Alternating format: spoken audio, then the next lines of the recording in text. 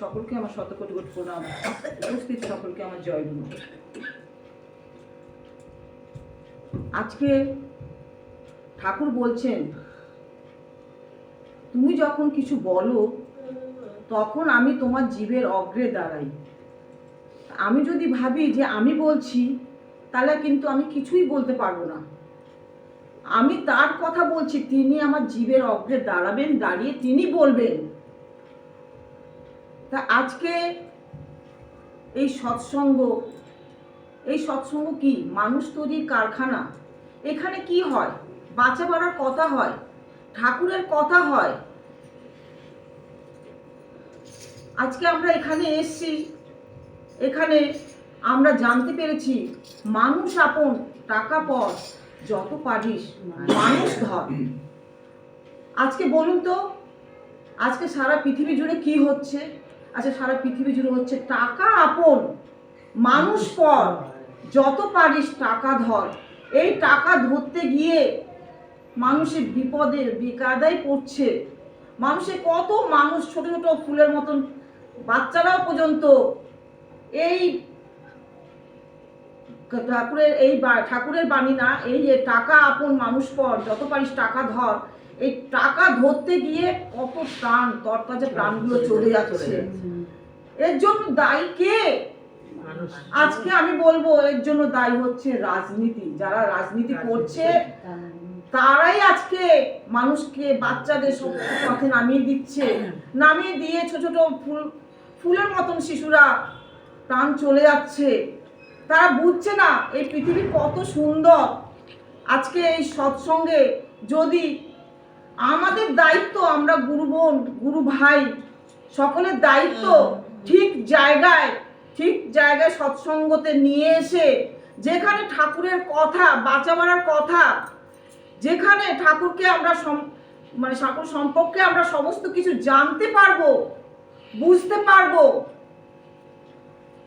যেখানে এই যে যিশু ভাই আমাদের যে বলল যে কতগুলো মিথ্যা ব্যভিচারে আমরা পড়ে যাচ্ছি, কতগুলো অর্থদম্ভে মানুষে, সেটার মধ্যে মানুষে ডুবে যাচ্ছে। কিন্তু আসল যেখানে জায়গা ঠাকুরের কথা হয়, মানুষ কিন্তু কোনোদিন সঠিক পথে চলেনি।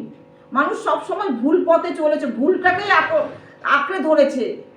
আচ্ছা, যিশু ভাই যে কথাটা বললো, সত্যি আমরা ভুলটাকে আঁকড়ে ধরছি, সত্যটাকে দূরে সরিয়ে দিচ্ছি। তাই জন্য আমরা ঠাকুর থেকে দূরে সরে যাচ্ছি। আজকে ঠাকুর আমাদেরকে বাঁচানোর জন্য কিভাবে হাত বাড়িয়ে দিয়েছেন, কিন্তু আমরা সেই হাতটা ধরতে পারছি না। কেন? আমরা হাতটা ধরতে গিয়ে কিছু মানুষ আমাদের মিথ্যা প্রলোভন দেখিয়ে আমাদেরকে সেখান থেকে সরিয়ে নিচ্ছে। কেন না আমরা সরে যাচ্ছি? কেন? আমরা ঠাকুরকে ভালোবাসছি না। আমাদের যখন আমরা জন্ম নিই, তখন আমরা 6টা রিপু নিয়ে জন্ম নিই। এই 6টা রিপুর মধ্যে আমি একটা কথা বলছি, রাগ। আমাদের মধ্যে যে রাগ, এই রাগটা আমাদের ধ্বংসের দিকে নিয়ে যায়, শেষ করে দেয় আমাদের জীবনটাকে। এই রাগ থেকে আমরা কিভাবে জয়ী হব? তার জন্য আমাকে ইষ্ট কার্যে, ইষ্ট প্রতিষ্ঠার স্বার্থে আমাকে যুক্ত হতে হবে। ইষ্ট মানে মঙ্গল। তা মঙ্গল কাজে যুক্ত হলে দেখবেন রাগটা পরাজয় হবে।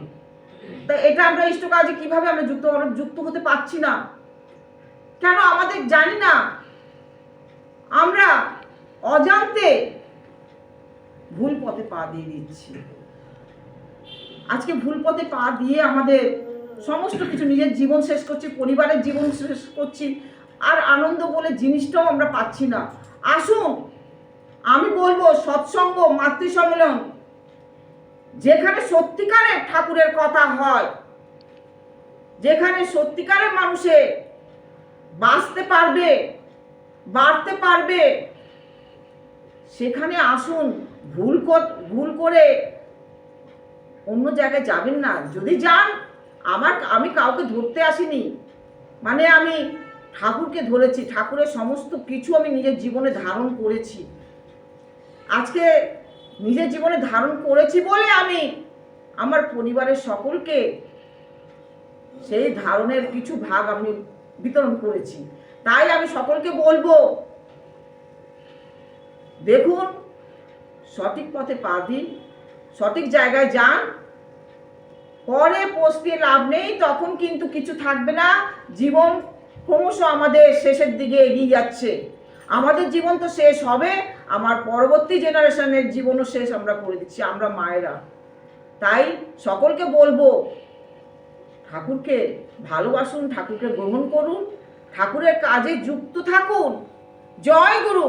বন্দে পুরুষোত্তমম, বন্দে পুরুষোত্তমম, বন্দে পুরুষোত্তমম, বন্দে পুরুষোত্তমম, বন্দে পুরুষোত্তমম, বন্দে পুরুষোত্তমম, বন্দে আর্যপৃত্তিম, বন্দে আর্যপৃত্তিম, বন্দে মাতৃবর্গান, বন্দে মাতৃবর্গান, বন্দে অনুকৃষ্ণ দেবতাম, পরম প্রেমময় শ্রী শ্রী ঠাকুর অনুকূল চন্দ্র জি কি পরম আরাধ্যায় জগৎ জননী শ্রী শ্রী বড় মা কি পরম পূজ্য পাদ শ্রী শ্রী বরদা কি পরম পূজ্য পাদ শ্রী শ্রী আচার্য দেব কি পূজনীয় অবিন্দ দাদা কি সৎসঙ্গ কি সৎসঙ্গ কি সৎসঙ্গ কি পরম প্রেমময় শ্রী শ্রী ঠাকুর অনুকূল চন্দ্র জি কি।